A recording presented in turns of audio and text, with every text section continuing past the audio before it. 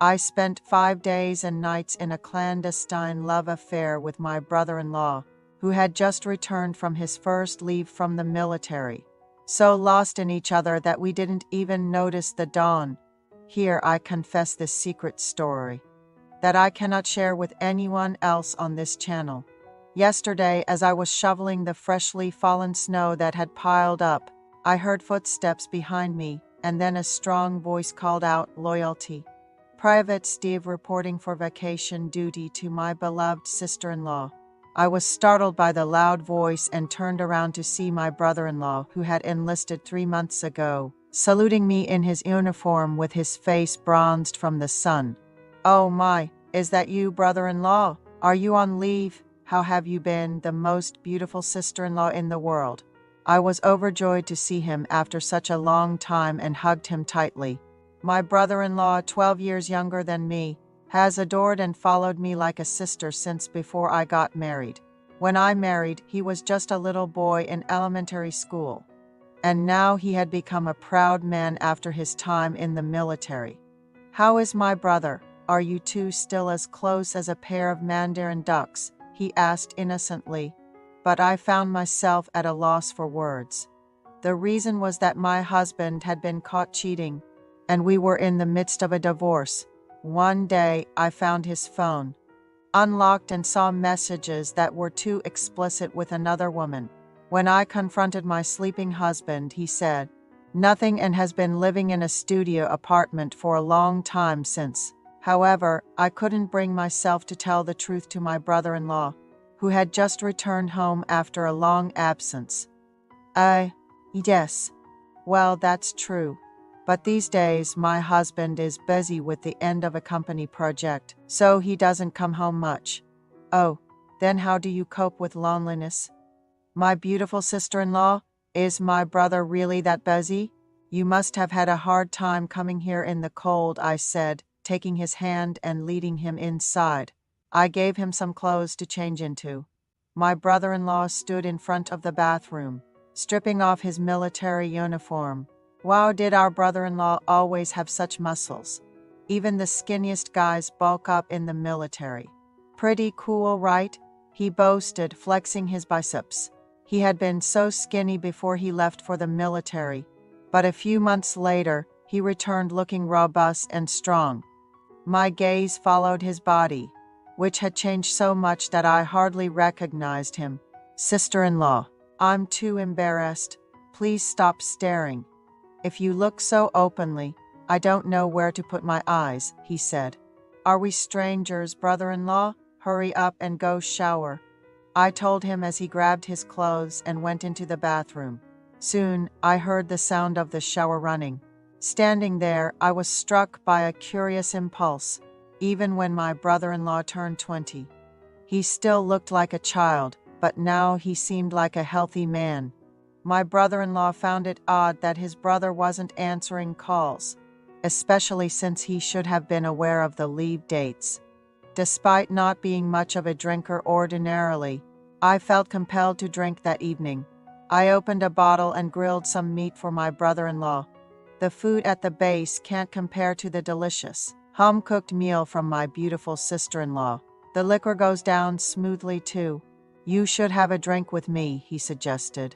"All right, but just so you know, I'm planning to drink quite a bit tonight." "Don't judge me for anything," I replied. "Of course, sister-in-law, do as you please," he said, pouring me a drink. Though I'm not one to handle alcohol well, I took a bold shot in consideration of his kindness. But the alcohol was quite bitter. "How do you stay so well managed, sister-in-law? You truly are beautiful," he complimented. "Now, don't make me blush. There are plenty of fresh-faced women in their 20s out there. Don't just say nice things for the sake of it," I retorted. "No, I'm serious. I'll marry someone who resembles my sister-in-law's style." "You are my ideal type," he confessed. I felt pitiful guarding the home alone without my husband, and my brother-in-law, joyous from his first leave, seemed oblivious to my troubles. I don't usually drink. The most I've ever had was 2 glasses. But while talking with him, I ended up having 3. After dinner and some oranges, we watched a favorite variety show, But then my brother-in-law excused himself to sleep. Sister-in-law, I'm going to bed now. The bus ride here was exhausting, but I'm really happy to be on leave. All right, sleep well. I won't wake you up tomorrow, so rest as much as you need, I responded. As I watched him retire for the night, a strange emotion stirred within me.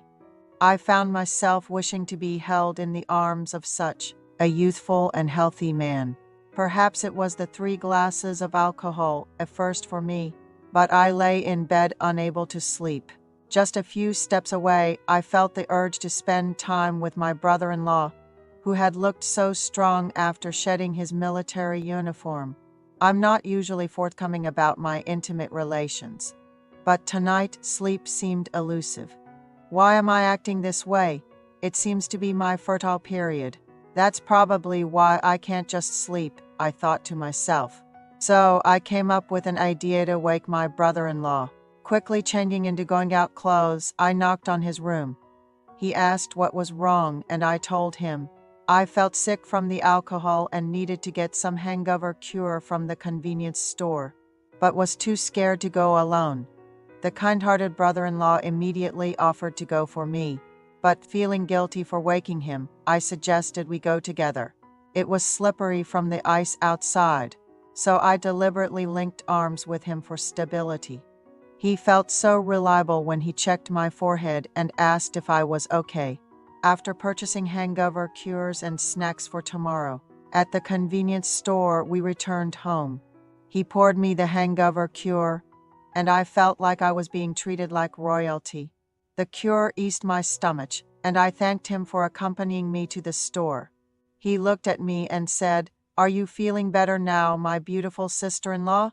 You don't have to worry about taking care of me tomorrow. Just get some rest." Then he went to his room. I tried to sleep, but I felt if I just slept tonight, I would regret it for a long time. Feeling guilty for harboring inappropriate feelings toward my brother-in-law, who was even 6 years younger than my youngest brother, I went to the kitchen, parched from my conflicting thoughts, while drinking water and heading to the restroom. My brother-in-law came out of his room. Seeing my face again, he asked, "Sister-in-law, you look so down.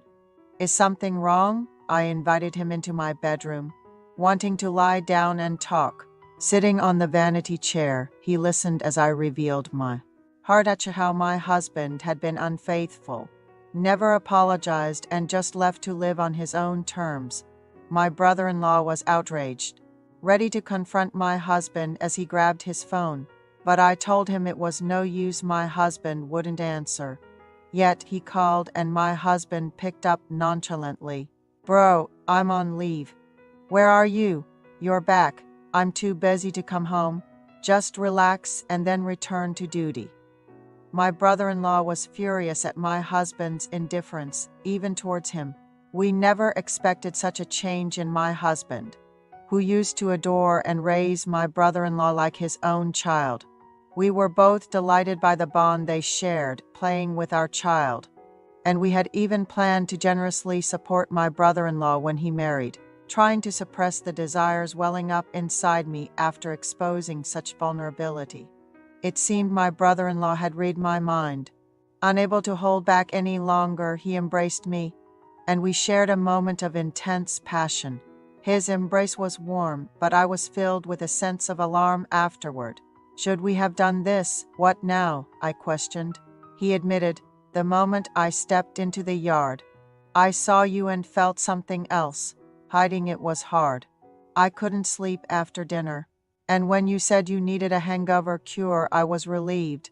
Now that we understand each other's feelings, let's just think about us." "If that's what you want, I'm ready to be in your arms whenever," I replied. We decided to date during the remainder of his leave. We shared intimate moments with just a glance, visited restaurants, and went for drives.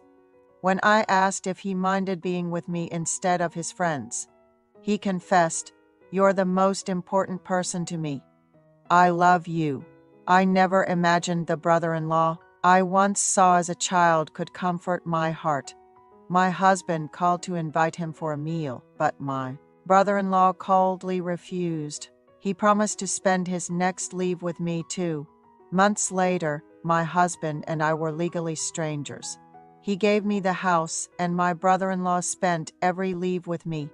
After his discharge, he moved out but stayed in touch. My ex-husband provided child support, and I had my job, so raising my child was manageable. I don't need another man because I have my brother-in-law. Someday this may end, but for now, I only want to live in the moment.